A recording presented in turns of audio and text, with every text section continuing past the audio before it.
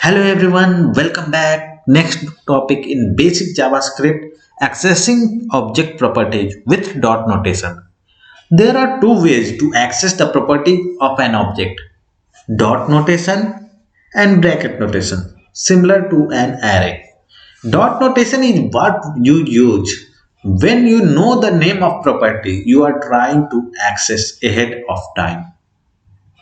Here is a sample of using dot notation to read objects properties. Here in this case where my obj it has property 1, property 2 with value 1 and value 2.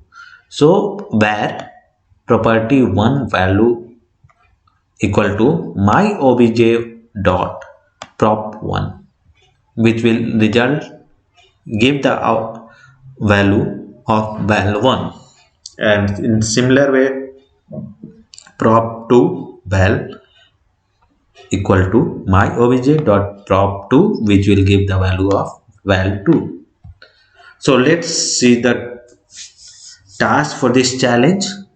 Read in the property values of test obj using dot notation.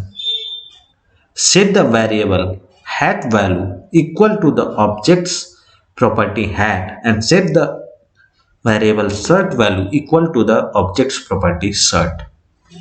So in case of test obj,